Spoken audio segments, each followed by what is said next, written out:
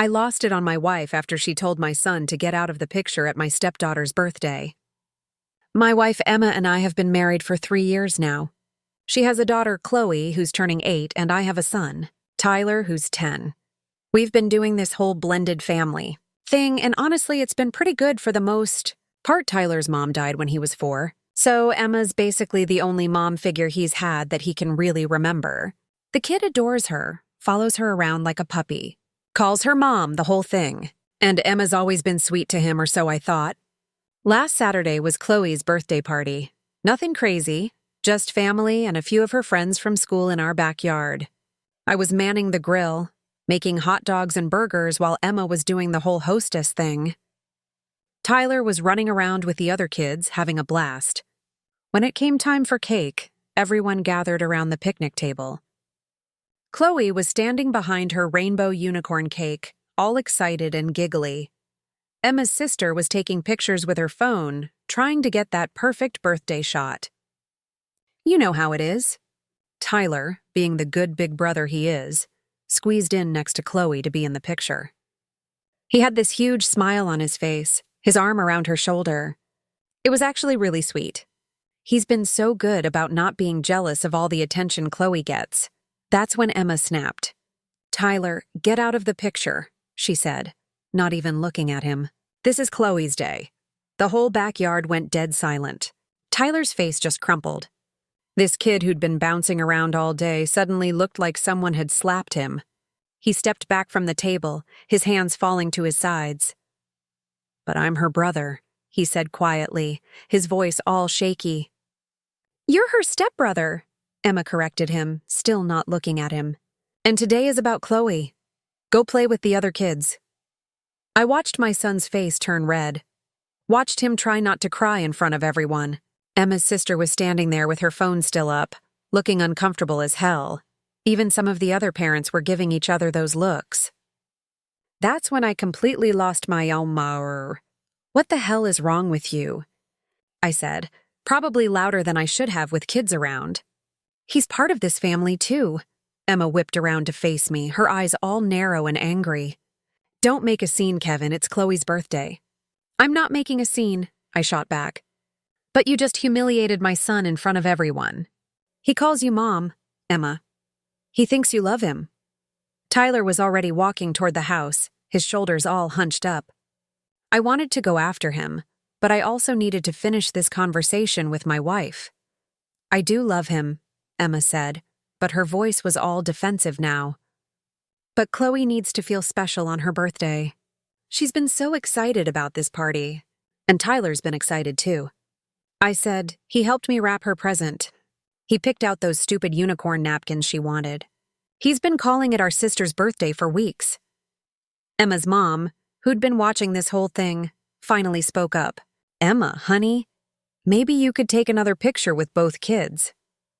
But Emma just shook her head. "No, Mom. I want this one to be just Chloe. Tyler can be in other pictures." That's when I realized this wasn't just about the picture. This was about how Emma really felt about Tyler. And it was, devastating. "Take your picture," I told her. "But I'm going to check on my son." I found Tyler in his room, face down on his bed, crying into his pillow. When I sat down next to him, he looked up at me with these red, puffy eyes. "Dad, why doesn't she want me in the picture?" he asked. "Did I do something wrong?" Jesus, that broke my heart. Here's this kid who's been trying so hard to be a good stepson who genuinely loves Emma and Chloe, and he's wondering what he did wrong. "You didn't do anything wrong, buddy," I told him. Sometimes adults make mistakes and say things they don't mean. "But she meant it," Tyler said. I could tell. She didn't want me there. The worst part was he was right. I could tell too. I stayed with Tyler for about 20 minutes trying to make him feel better, but the damage was done. When we finally came back outside, the party was winding down. Story 2I showed up at my ex-wife's family gathering after 12 years. No one recognized me, not even my former father-in-law. Her new husband smirked and asked, "Who invited you?" I smiled and said, "If I tell you who I am, some of you might start running." The room went completely silent when Chapter 1, The Stranger at the Table. Years is a long time. Long enough for your hair to gray, for your voice to settle an octave lower, for the pain to wrinkle into quiet armor, but not long enough to forget the way they looked at me that day. Not my ex-wife, not her family, not her father when he told me I'd never be good enough, not her new fiancé, the one she swore was just a friend. It's funny how faces stay burned in your mind, even when they try to erase you from theirs. The invitation that wasn't the gathering was supposed to be small. A summer birthday for my ex's niece. Backyard catering. Nothing fancy, but I knew they'd all be there. The last time I stood among them, I left with nothing but the shirt on my back. No closure, no explanation, no voice. So when I pulled up that day, dressed in black slacks, tailored coat, trimmed beard, and quiet confidence, I didn't expect a welcome. I expected silence. I got worse. The smirk. They didn't recognize me. Not at first. Not even her father. A man who once threatened to drag me off his porch if I ever came near his daughter again. He nodded at me like I was the caterer. The cousins glanced my way, squinting like I was maybe familiar, but nothing worth investigating. And then he walked up. Her new husband, collared shirt unbuttoned one too far, that same arrogant grin. The kind of man who thought charm was a weapon, not a gift. "Hey, bud," he said, wine glass in hand. "You here with someone?" I smiled. "I'm here for the family." He raised an eyebrow. "Which side?" "Don't think I've seen you before." I tilted my head. "I used to be very close to this family." The smirk deepened. "You sure you're at the right house?" "Oh, I'm exactly where I need to be." Then came the line, the one I'd waited 12 years to say. He laughed, motioned toward the crowd. "Well, who invited you?" I looked at him and smiled. "If I tell you who I am, some of you might start running." The silence that followed. Everything stopped. Forks froze midair. Aunt Carol stopped mid-chew. The music cut out as if the universe was leaning in to hear what would happen next. And then her voice. My ex-wife. "Wait." She stepped closer. Her eyes narrowed. "Is that?" Her face palled. The wine glass in her hand slipped and shattered at her feet. Her father, who once told me I was invisible, went quiet. And the new husband. His smirk died before the echo of my words did. I didn't come to fight. I didn't come to gloat. I came to remind them that not all ghosts stay buried. Some walk back into your life with a name you hoped you'd never hear again. Chapter 2, 12 years ago. 12 years ago, I didn't leave quietly. I was pushed with lies, whispers, and one carefully crafted accusation that shattered everything I had. It started the day after our second anniversary. My ex-wife, Danielle, had started acting different, texting in the bathroom, locking her phone, hiding calls behind half-laughs, and it's just work. I didn't suspect anything. That was my first mistake. The collapse. It all came crashing down in one weekend. Her father, Harold, called a family meeting just like they did for birthdays or weddings. Except this time they sat me down like I was a criminal. Danielle stood across from me, arms folded, eyes already glassy. "You need to tell them," she said. "Or I will." "Tell them what?" I asked. That's when she dropped it. "He's been controlling, possessive." I didn't want to say anything, but he scares me. Silence. Her sister gasped. Her mother looked away. Harold's jaw tightened. "I can't believe I let you marry into this family." He spat. I stood there stunned. There had never been abuse. Never raised voices, never anything close. I worked long hours. I paid the bills. I loved her. But they didn't want truth. They wanted someone to blame for Danielle's wandering heart. And the texts I would later find out were to her coworker, Evan. Within 48 hours, I was served divorce papers. My name was dragged through the mud. I lost the apartment. She had it before the marriage. I lost my job. Her father made a few calls.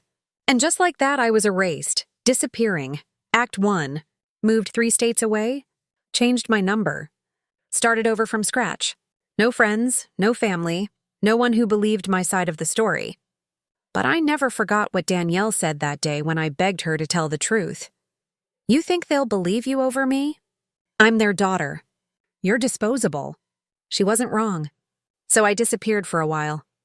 But while they thought I vanished out of shame, I was building quietly, intentionally, 12 years later, I built a company, bought a home, reclaimed my name in an industry they never bothered to notice. But I never chased revenge. I didn't need to. I knew one day they'd find themselves standing next to a man they once destroyed and not recognize the version of him that rose from the ashes. Chapter 3. The Family Reunion. The wine glass hit the tile and shattered, but no one flinched because all eyes were locked on me. Danielle stood frozen, one hand still lifted mid-motion like her body hadn't caught up to her brain. It's not possible, she said, voice cracking. Hello, Danielle, I said. It's been a while. 12 years of silence. 12 years since she stood with folded arms. And let me be condemned without saying a word. Her father, Harold, stepped forward, squinting. You're that guy? Her ex. No, I replied calmly. I'm the ex. Why are you here? Danielle asked, her voice sharp with panic. Who invited you? I smiled. Let's just say someone in your family has a better memory than you do, and they thought the truth deserved a seat at the table. The whispers begin. It started slowly, one cousin whispering to another, "That's him." I thought he moved away. Didn't she say he was abusive? The lies were resurfacing, but now under scrutiny, and Danielle knew it. Her husband, smug just minutes earlier, stepped beside her protectively. Look, I don't know what your game is. It's not a game, I interrupted. But if you want to keep playing one, let me help. I reached into my coat and pulled out a single envelope. This is a copy of the police report filed the night I left. Funny thing, it was never signed by a responding officer. That's because no call was ever made because nothing ever happened. I passed it to Harold. His hands trembled as he took it. That can't be, he muttered. She said she lied, I said, and you believed her because it was easier than asking questions. The bombshell. I turned to Danielle's husband. And you?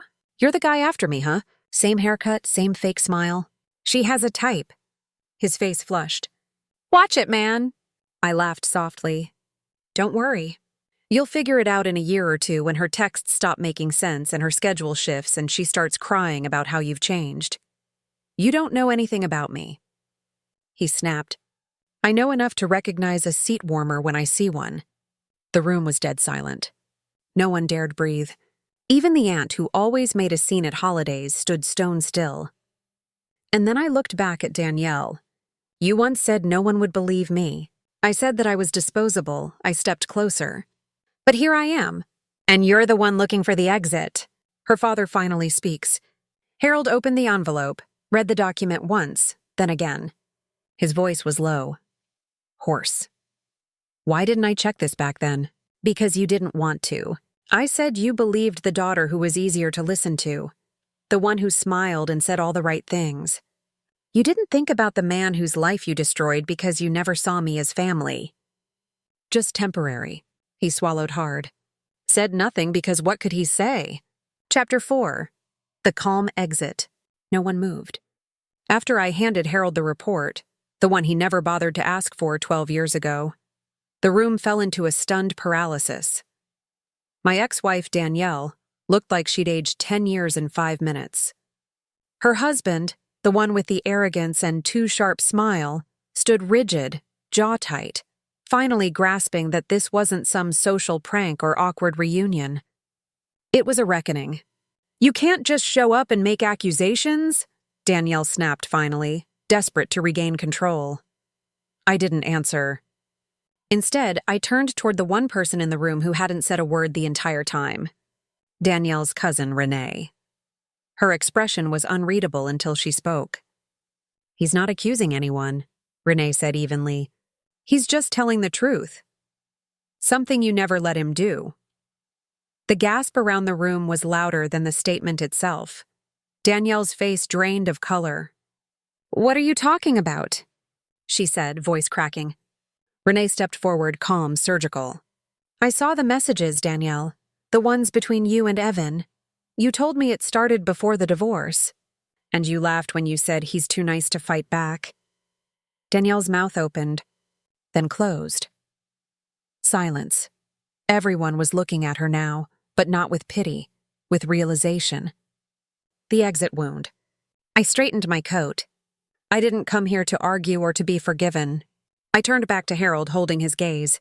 I came to show you that the man you tried to erase is still here, better, stronger, and no longer afraid of this family's silence.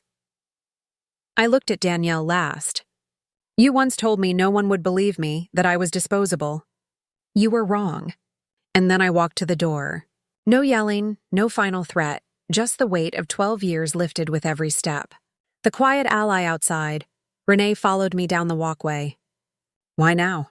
She asked. Why come back after all this time? I looked back at the house where the noise was starting to rise again. The sound of panic, not celebration, because someone needed to remind them that truth has a longer memory than lies. She nodded. They'll never be the same after this. They're not supposed to be. Then she smiled gently. You didn't just get your revenge. You left with your dignity. That was the plan. Final chapter 5. 12 Thanksgivings later. 12 years. 12 dinners. 12 new seats filled by real friends. 12 holidays where the food was warm, the laughter real, and the memories unburdened. I never saw Danielle again. Not in person. Anyway, word traveled, of course. Her marriage didn't last. Her husband left 6 months after the gathering. Too many questions. Too many holes in the story she couldn't plug. Her father never spoke my name again. But silence in their world was louder than guilt. The letter.